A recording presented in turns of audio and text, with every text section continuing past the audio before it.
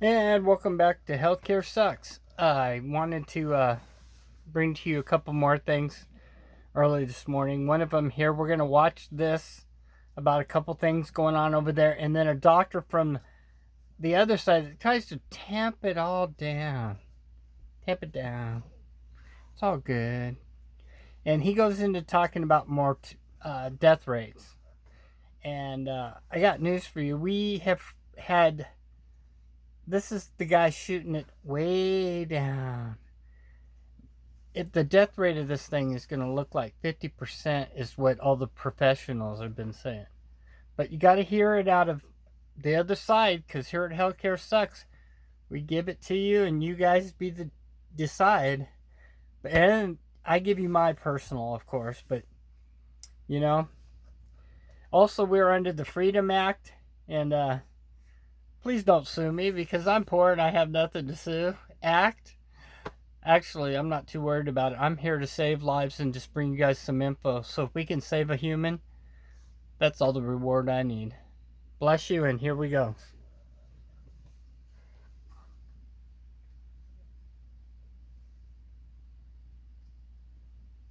They spoke of the situation they were thankful to leave behind.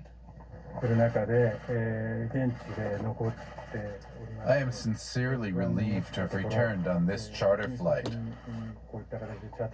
While we were there, it was a worrying situation which was changing very quickly. Australia also plans to repatriate the most. A worrying situation. In other words, he was fearing for his life, and he's glad he got the hell out of Dodge. Here's these guys. They're going to talk about putting everybody's going on Christmas Island, which is an island out there. I forgot the disease that was Christmas Island. Um, it was the one with lesions and stuff. It'll come to me later. I'll try to put it in the little box. Most vulnerable of its 600 nationals. We will be standing up Christmas Island as a quarantine area. They will be transported to Christmas Island, where we will also be putting in place the AUSMAT team, which will be travelling there to provide the medical support, and that will be supplemented as is necessary by other defence support, which can assist. The United States and South Korea are also both working to move their citizens out of China. As the international community mobilizes, China is grinding to a near standstill. In Beijing, the streets are deserted, subway stations largely empty. In Wuhan, efforts to set up a dedicated hospital go on around the clock. China, which is really impressive as far as building this building. Guys, I looked at it earlier, and that's an older picture. They've actually got walls coming up all over this thing. I mean, they are like, it reminds me of back when they built the Golden Gate Bridge. What was it, Empire State Building? Kind of in those kind of building where things just bam, bam, bam. Not like crawl and milk it out, kind of thing. Anyway, let's get on with the film. His National Health Commission says it expects the outbreak to continue spreading and reach a peak in 10 days' time. Well, here in Germany, authorities have confirmed 4 cases of the coronavirus. All 4 people are employees at the same auto supply company. It's believed they fell ill after a seminar with a colleague from China. The infected individuals have been quarantined in the hospital where they are receiving treatment. And meanwhile, Germany's health minister says there are plans to evacuate around 100 German nationals from Wuhan by plane. We need to be vigilant and prepared, but we should maintain a proper sense of scale. For example, the 4 patients in Germany are having just mild symptoms, thank goodness. We now have the genome sequence for the virus. That was published on Twitter, and the first rapid test was developed here in Berlin. So gradually, we're learning more about the virus. Let's get more on this story now. Derek Williams from DW Science is with us here in studio. Hi, Derek. We heard the German health minister, Jens Spahn, there saying we need to be vigilant, but we also have to have a proper sense of scale here. So how dangerous is this virus really? Well, the Wuhan virus so far has proven to not be as deadly as either SARS or MERS, the two other coronaviruses that it's closely related to. SARS kills about 10% of the people who get it. MERS kills over 30% of the people who get it. So the mortality rate with this new virus is much lower than that. It's certainly under 5%. So that's the good news. 5%.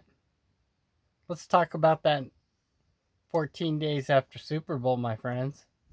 5%. Add a zero to that. 50% at some point.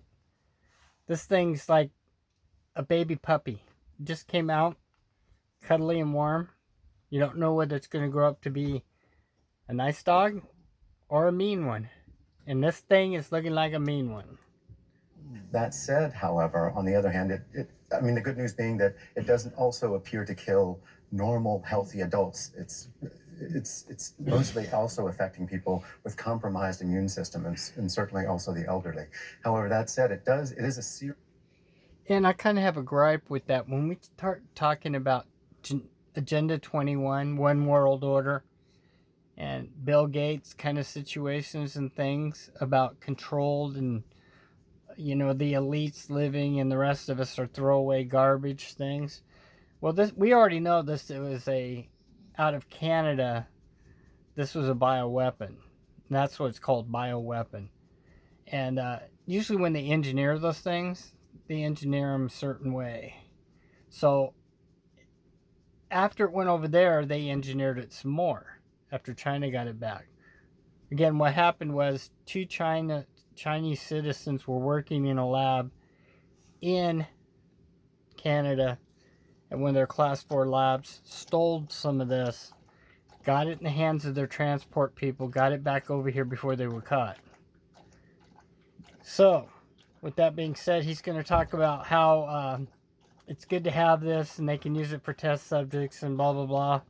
I'll let you watch a minute more and then we'll hang up the disease and the seriousness, which with a lot that's in many ways very similar to classic pneumonia, and so it has to be treated. And so the question is to what extent are healthcare providers going to be overwhelmed if really thousands and thousands and thousands of people get it all at once? And that's why we're seeing efforts to contain this virus ramping up. And scientists in Australia now say they have grown a version of this virus in a lab.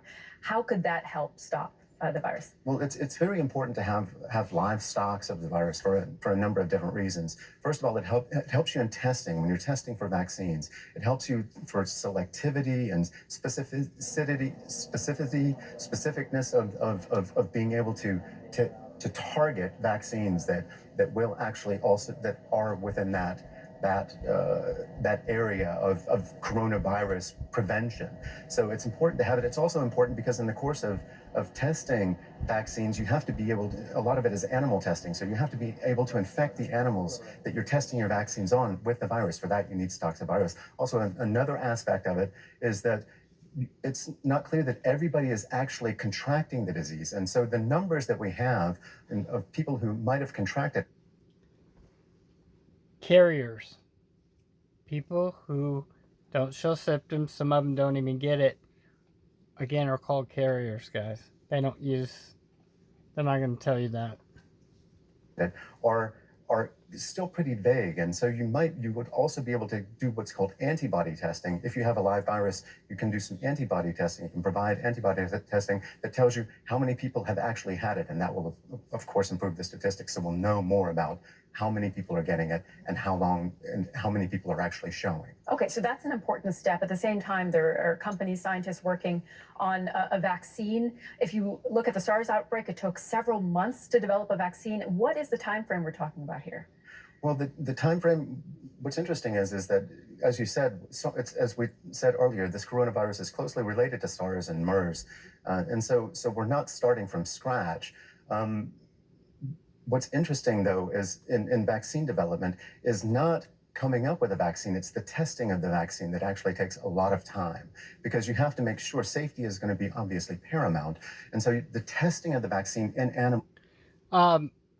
I'm going to cut through the chase. The current president signed a right to try. That means if you're sick and dying and you raise your hand, I want to try it, you get to try it. And so that's a bunch of... This guy has about this much truth in all that and a bunch of BS. So I'm not going to put you through the rest of it. There ain't too much more he says. We'll keep up on this thing.